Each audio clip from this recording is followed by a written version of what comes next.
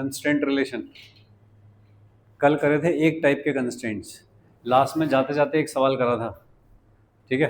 अब दूसरे टाइप के कंस्ट्रेंट जहाँ पे पुली नहीं होती, जहाँ पे दो चीज़ें एक दूसरे के साथ टच होके चल रही होती हैं, जैसे कि एक सवाल अभी हमने करके देखा, ठीक है। तो इनके लिए जो कॉन्सेप्ट है जो हमको फॉलो करना है वो क्या है कि velocities along common normal should be same. बस ये लाइन फॉलो करनी है हमें, velocities along common normal should be same, ठीक है। एक एग्जांपल से बताता हूँ ये क्या लाइन लिख रही है। ये वेज है सपोज एक,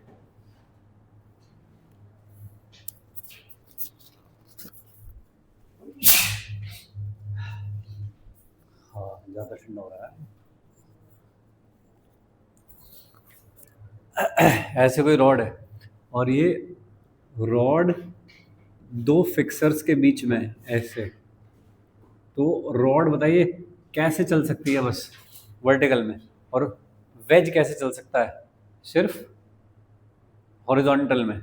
तो वेज ऐसे करके चलेगा, वेज की वेलोसिटी को वी डब्ल्यू मान लेते हैं, और रॉड ऐसे चलेगी, रॉड की वेलोसिटी को वी आर मान लेते हैं। ये वाला एंगल थीटा है, ठीक है। ऐसा इनमें रिलेशन लिखने को बोले कोई मुझे कि वी आर वी डब्ल्यू में रिलेशन लिख दो, क्या इनमें कोई रिलेशन होगा? पहली बात तो ये रिलेशन होगा क्या वेज के चलने से रॉड चलती है? हाँ, जब तक वेज को पीछे कोई धक्का नहीं देगा रॉड कैसे चलेगी? तो इसका मतलब they are constraints to move with each other, ऐसा करके है। ओके, एक पॉइंट है यहाँ पे ऐसा, सपोज ये point is a common point on rod and wedge both, ठीक है। जब ये पॉइंट वेज पे देखता हूँ तो किधर जाता है? ऐसे। और जब ये पॉइंट रॉड पे देखता हूँ तो कैसे जाता है? ऐसे। तो इसका मतलब ये वी आर है और ये वी डब्ल्यू है। बोलो समझ रहे हो क्या? ओके, कॉमन नॉर्मल क्या चीज़ होती है? Which is normal on both the surfaces. तो दोनों का जो टच पॉइंट है या टेंजेंट है वो तो ये लाइन हो गई दोनों की, ये तो हो गई सी टी, कॉमन टेंजेंट। और इसके परपेंडिकुलर एक लाइन खींच दो ऐसे, ये कॉमन टेंजेंट के परपेंडिकुलर एक लाइन खींच दो तो वो क्या होती है? Common normal. सही है। एंगल चेक कर लो जरा, ये कितना है? थीटा। तो ये कितना होगा? हॉरिजॉन्टल लाइन इंक्लाइन, तो हॉरिजॉन्टल लाइन इंक्लाइन, तो एंगल कितना होगा? ये कितना होगा? तो ये कितना हो गया? थीटा। सही। अब हमने क्या लाइन लिखी है अपनी? Velocities along common normal should be same. बताना इसका कंपोनेंट चाहिए मुझे, यहाँ कितना आएगा?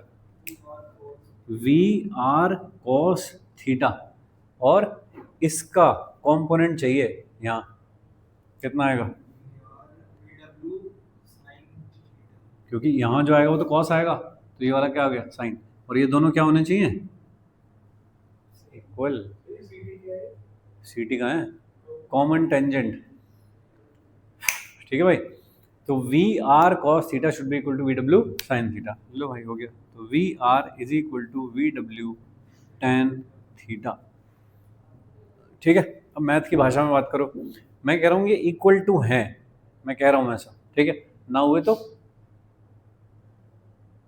तो क्या केस हो सकते हैं? ये इससे ग्रेटर हो सकता है, इक्वल हो सकता है, या लेस हो सकता है। तीन तो पॉसिबिलिटी है, वो बोलो चौथी तो नहीं है। अब देखो, मान लीजिए कि ग्रेटर है, वी आर कॉस थीटा यानी कि ये वाला जो कॉम्पोनेंट है ये ज़्यादा है वी डब्ल्यू साइन थीटा से, ज़्यादा है। क्या लगता है तुम्हें क्या हो जाएगा? ये छेद करके इस इंक्लाइन के अंदर नहीं घुस जाएगा ये ऐसे? तो ऐसा करवाना है हमें कि छेद करके इसके अंदर घुस जाए? नहीं, तो इसका मतलब ये वाली पॉसिबिलिटी नहीं है, लेस है सपोज ये। तो वेज भागा चला गया और रॉड बाद में आ रही है, तो फिर कंस्ट्रेंट किस बात का हुआ? कंस्ट्रेंट का मतलब तो दोनों को साथ में मूवमेंट करना चाहिए, वो होता है कंस्ट्रेंट। तो ठीक है, तो ये भी पॉसिबल नहीं है। तो क्या पॉसिबिलिटी है? बस इक्वल होने चाहिए दोनों।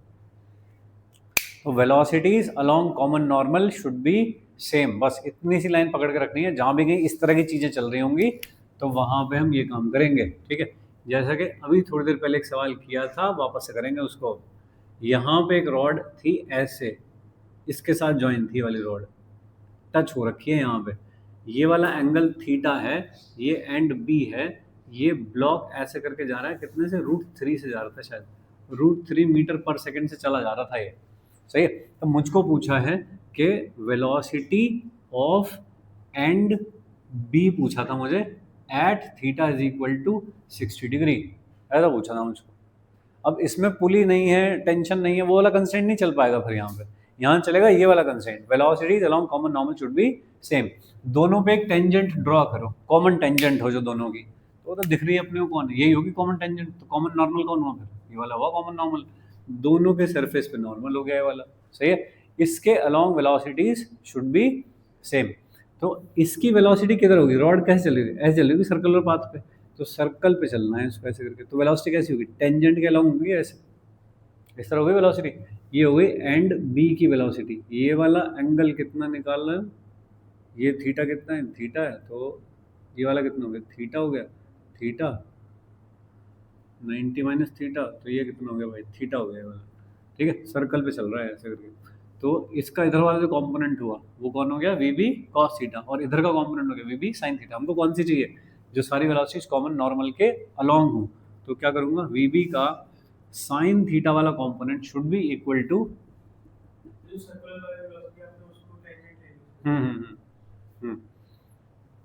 Is equal to V √3।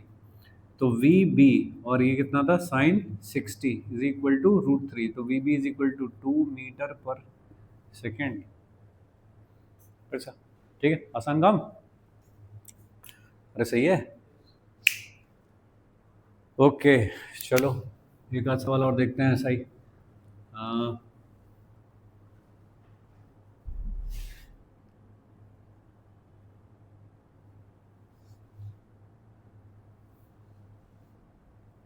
ऐसे दीवार है, यहाँ पे एक वेज है, एंगल थीटा है, ये है एक सिलेंडर कहिए या बॉल कहिए सपोज, सिलेंडर, और ये है एक वेज, ठीक है। इसकी वेलोसिटी इधर की तरफ है v, तो सिलेंडर की वेलोसिटी पूछिए मुझे कितनी होगी, ठीक बात। दोनों सबसे पहले देखो किस पॉइंट पे टच कर रहे हैं, क्या यहाँ पे टच कर रहे हैं दोनों, तो यहाँ पे एक टेंजेंट खींचो, तो ऐसे नॉर्मल ऐसे, ये हो गया कॉमन नॉर्मल, ठीक है। अब थोड़े एंगल वैंगल निकालने सीख लो जरा, एक लाइन खींचो ऐसे, एक लाइन खींचो ऐसे परपेंडिकुलर, दो परपेंडिकुलर लाइंस के सेट हो गए, ठीक है क्या, ऐसे खींचो। अब एंगल देख लो थोड़े से, बताओ एंगल बताओ, ये कितना है, ये वाला, इसकी ज़रूरत पड़ेगी ये रख लिया, बाकी देख लूँगा जब। वी वेलोसिटी वहाँ बनाते हुए अच्छी नहीं लग रही यार, यहाँ बनानी है, यहाँ बना लो, वेलोसिटी ऑफ वेज है ये, वेलोसिटी ऑफ वेज, ठीक है। सिलेंडर कैसे चलेगा बताओ, वर्टिकली डाउन, इधर तो दीवार है, दीवार तोड़ के तो जा नहीं सकता, जैसे से पीछे खींचोगे यहाँ जगह बनेगी, सिलेंडर ऐसा आएगा नीचे, ठीक है। तो इसकी वेलोसिटी कहाँ है, वी सी फॉर सिलेंडर, ऐसे वहाँ बनानी है वहाँ बना लो, नहीं तो सीधे यहाँ बनाओ पॉइंट पे, तो अच्छी कैलकुलेशन करने में आसानी रहेगी। बताओ कौन सा कॉम्पोनेंट चाहिए बताइए,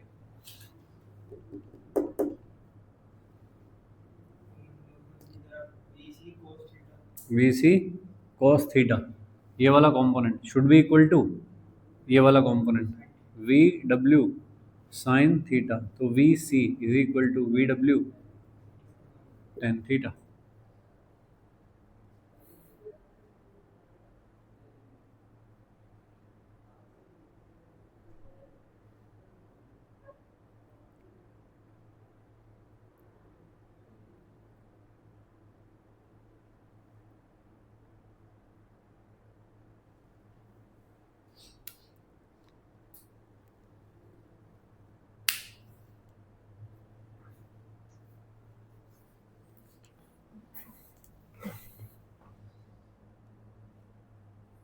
तो ये है एक टाइप का कंस्ट्रेंट। हमने जो पिछला कंस्ट्रेंट किया उस पर क्वेश्चन पूछे जाते हैं, ठीक है, वो क्वेश्चंस में यूज़ होता है।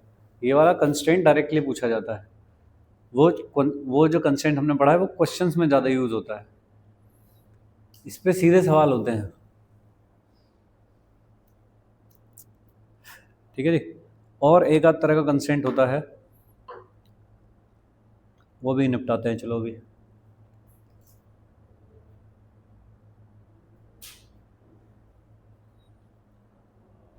अब देखो तुम्हें जैसे ही कुछ ऐसा दिखाई दे तो तुम्हारे दिमाग में तुरंत ये वाली लाइन आनी चाहिए, velocities along common normal should be same. बस इतना लिखना है। कॉमन नॉर्मल ढूंढ लो कहाँ है, उसके अलोंग वेलोसिटी लिख लो, इक्वल कर दो। आसान काम है बिल्कुल।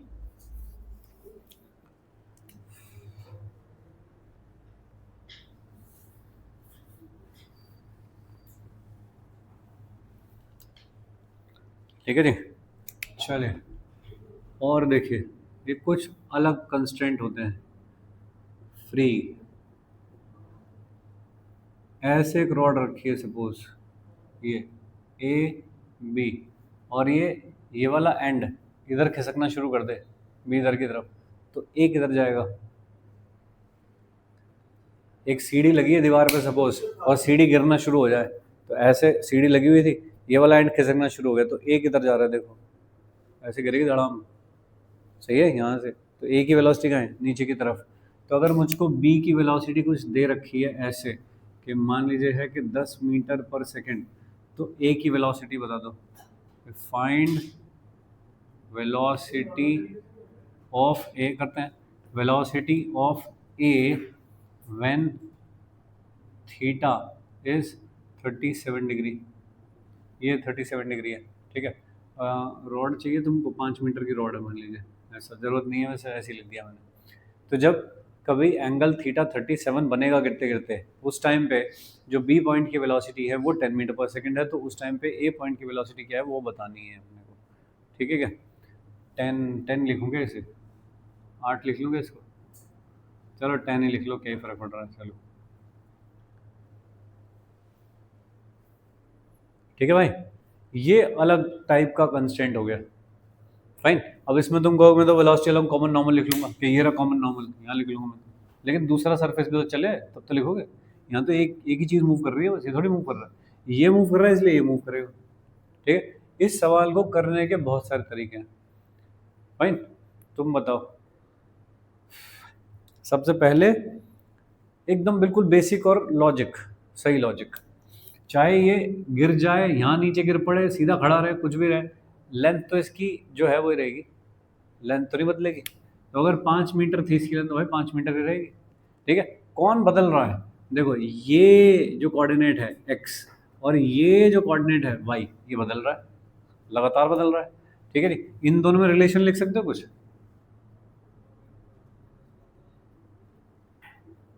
हाइपोटेनस, तो सही।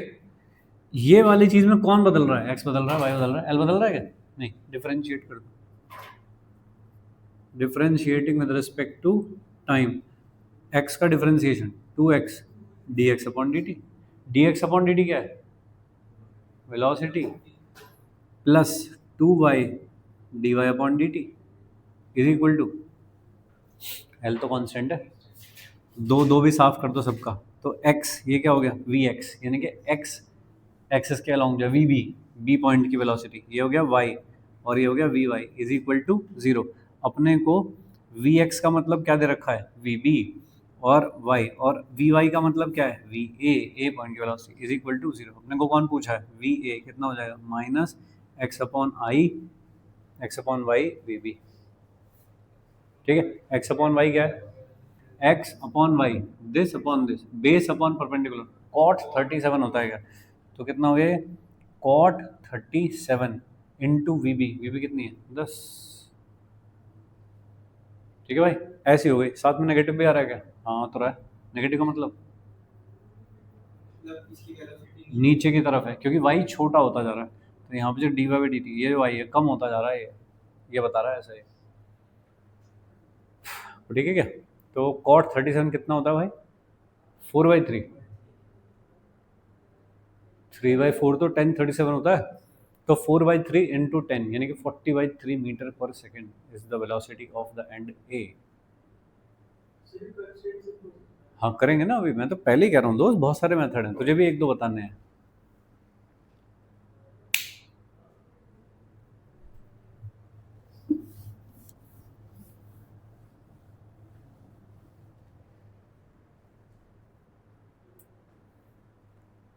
बता, कंस्ट्रेंट से बता,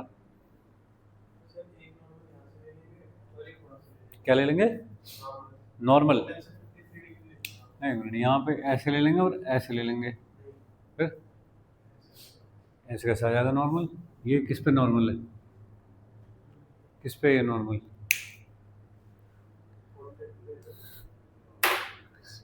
नॉर्मल किस, क्यों लिख, अच्छा चल ठीक है, फिर आगे।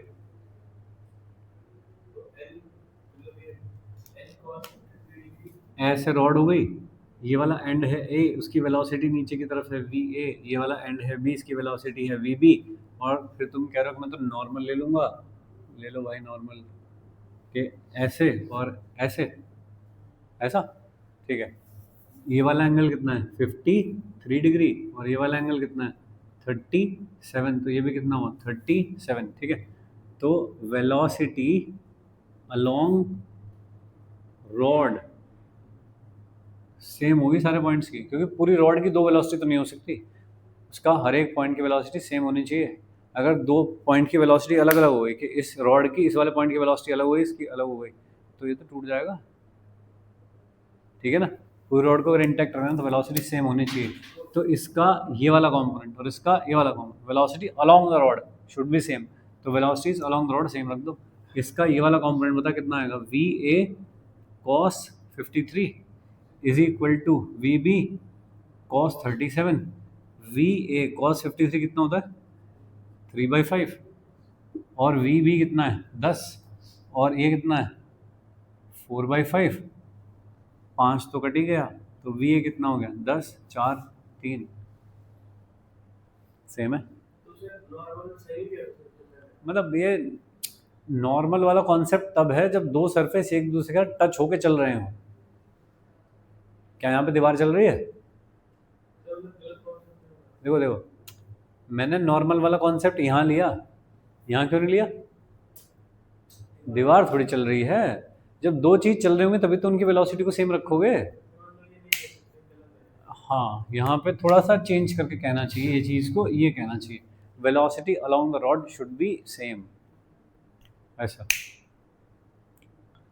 ठीक है। क्योंकि रॉड के अलोंग दो वेलोसिटी नहीं हो सकती, रॉड के अलोंग वेलोसिटी सारे पार्टिकल्स की सेम होनी चाहिए, नहीं तो रॉड टूट जाएगी। ये पार्टिकल कह रहा है मैं तो यहाँ जाऊँगा, ये कह रहा नहीं मैं तो यहाँ जाऊँगा, कैसे चले जाएगा? हाँ, लगभग वैसा ही लग रहा है ऐसे।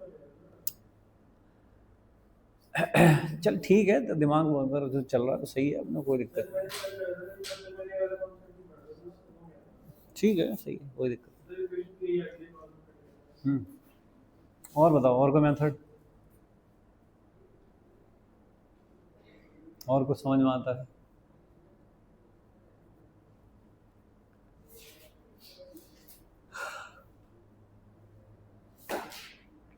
चलो अभी के लिए बहुत है, फिर इतने ही, इतने मेथड बहुत है।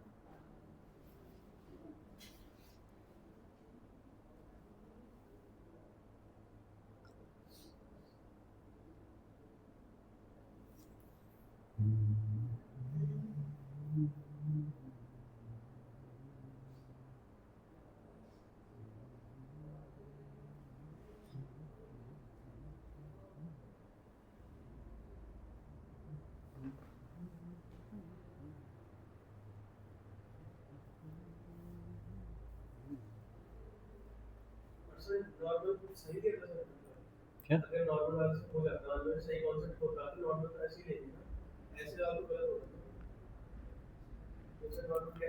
यहाँ पे वो चीज़ लगेगी ही नहीं।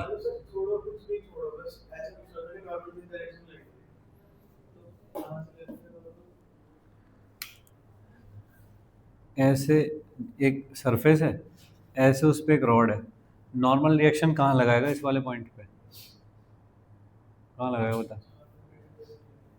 यहीं तो लगाएगा, या ऐसे लगाएगा? अब सोच समझ ले भाई,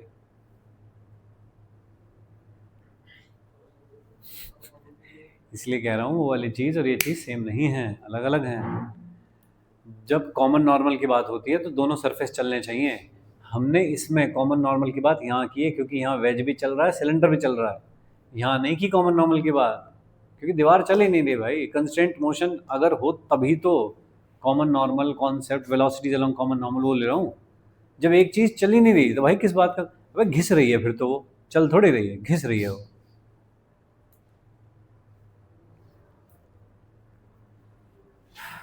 ठीक है दोस्त, चले इतने कंस्ट्रेंट काफ़ी हैं हमारे लिए।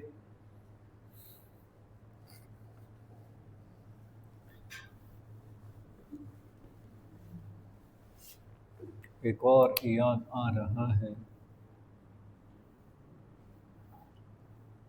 ऐसे 4 रॉड से बना हुआ एक फ्रेम है, स्क्वायर फ्रेम। ऐसा है भाई, स्क्वायर क्यों नहीं बन रहा मेरे से?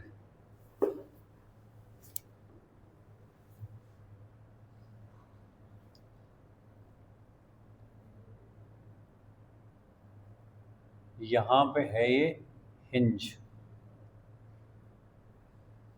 फिक्स है यहाँ पे, है ना, हिंज का मतलब फिक्स है। ठीक है भाई, ऐसा था इनिशियली, स्क्वायर फ्रेम था ऐसा। इस वाले एंड को इधर खींचना शुरू कर दिया 2 मीटर पर सेकेंड से, ऐसे खींचना शुरू कर दिया। सही। तो क्या ये सारे रॉड्स हैं ऐसी, रॉड्स, तो यहाँ से ये घूम सकती है, मतलब ये रॉड यहाँ पे घूम सकती है। 4 रॉड मिला के ऐसा फ्रेम बनाया है, ऐसा। समझ गए सिचुएशन? ऐसा। ठीक है, मतलब ये जो ऊपर वाला एंड है ये इस तरह से हो गया 2 रॉड, तो जब इसे खींचूंगा तो ऐसे हो जाएगा, ये वाली चीज़ घूम सकती है ऐसा। राइट। तो कुछ बना लीजिए, मान लीजिए कि ABCD ऐसा। तो वेलोसिटी ऑफ बी जो है वो 2 मीटर पर सेकेंड है, ये वाला एंगल है कुछ थीटा। तो find velocity of B, velocity of B when theta is equal to 60 degree. B और डी की वेलोसिटी सेम होगी, सिमेट्रिकली लोकेटेड है लाइंस। तो किसी की भी एक की कह दो कि बी, सी की वेलोसिटी है 2 मीटर पर सेकेंड, तो बी की वेलोसिटी बतानी है व्हेन थीटा इज 60 डिग्री। ऐसा। हाँ सॉरी, हाँ सी की तो है, velocity of C is 2 metre पर सेकेंड और वेलोसिटी ऑफ बी निकालनी है।